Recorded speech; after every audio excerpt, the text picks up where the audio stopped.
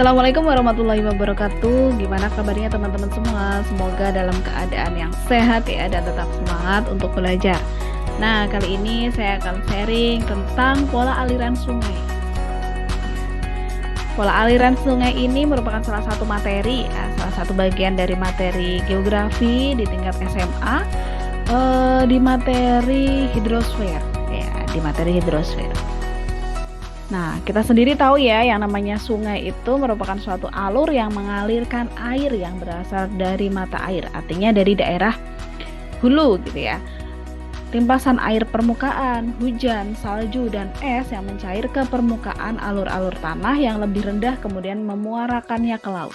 Jadi hulunya adalah daerah yang lebih tinggi, kemudian hilirnya sampai di laut ya. Jadi muara sungai adalah laut gitu ya. Nah, sungai itu sebenarnya dikelompokkan gitu kan, berdasarkan macam-macam ya. Ada berdasarkan sumber airnya, berdasarkan kontinuitas alirannya, arah alirannya, pola alirannya, maupun struktur geologi. Nah, kali ini yang akan kita bahas adalah sungai berdasarkan pola alirannya. Nah, ternyata pola aliran sungai itu berbeda-beda ya di setiap tempat, di setiap daerah gitu ya. Jadi mengikuti kondisi topografi tempat tersebut gitu. Nah, kita ambil contoh yang pertama adalah dendritik. Dendritik ya.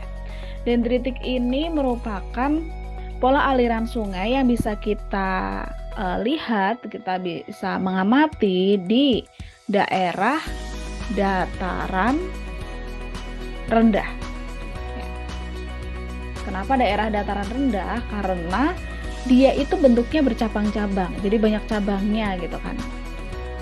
Kita bisa mengamati di lapangan kalau daerahnya itu datar gitu ya, otomatis air itu kan mudah mengalir ke segala arah karena penghalangnya nggak banyak gitu. Jadi dia bisa berbelok-belok gitu, banyak cabangnya. Ini contohnya adalah dendritik. Ya. Kemudian yang di sini, yang di sebelah kanan itu adalah rektangular.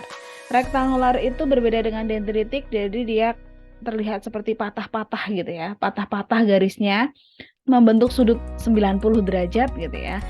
Nah, sehingga dia berada di daerah patahan. Nah, jadi bentuk kelok-keloknya ini itu bisa sampai sudut 90 derajat kayak gitu ya. Dia di daerah patahan. Oke, selanjutnya ada radial sentrifugal dan radial sentripetal. R-nya radial ya. Radial itu artinya menyebar. Radial sentrifugal sama radial sentripetal itu mirip ya. Jadi jangan sampai terbalik. Kalau tulisannya F, fugal. Fugal itu berarti dia dari daerah puncak ya, dari daerah puncak. Daerah puncak atau daerah gunung ya. Gunung api contohnya. Jadi dari puncak ke segala arah. Nah, ya, dari daerah puncak ke segala arah atau menyebar, istilahnya adalah menyebar. Jadi ini puncaknya, kemudian alirannya tuh ke sana, ada yang ke sana, ada yang ke sana gitu ya. Ada yang ke barat, ada yang ke timur, ada yang ke utara, seperti itu. Itu namanya menyebar. Karena dia asalnya dari puncak dulu. Berarti sentripetal itu kebalikannya, ya. Dia memusat. Ya. Berarti kalau memusat, berarti dia kondisinya adalah di daerah cekungan ya, cekungan itu kan wadah ya, sebagai wadahnya. Nah, ini memusat menuju ke pusat, sentripetal. Ada P-nya itu pusat gitu ya. Saya kalau mengingatkan seperti itu. Jadi sentrifugal itu ke segala arah atau menyebar, sentripetalnya itu memusat. Selanjutnya ada anular sama paralel. Bedanya di mana?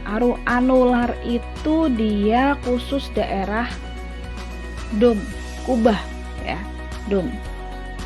Contohnya kayak di daerah Sangiran ya, kubah Sangiran. Nah, itu dia pola alirannya adalah anular.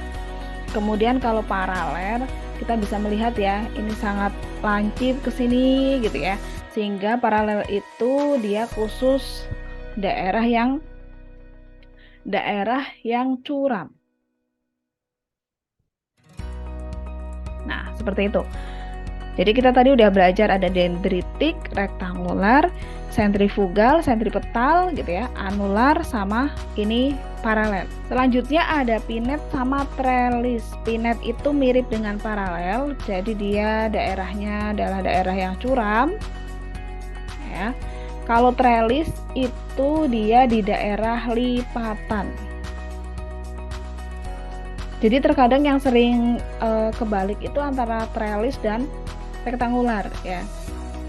Rektangular itu patahan, trellis itu lipatan.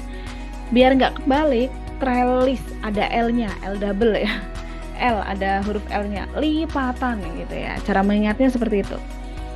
Oke, itu tadi pembahasan kita tentang pola aliran sungai ya. Kita sudah belajar tentang dendritik, rektangular, radial, sentrifugal, ada sentripetal gitu ya, ada anular, ada paralel, kemudian ada pinet dan ada trellis. Nah, kesemuanya itu memiliki spesifikasi masing-masing gitu ya.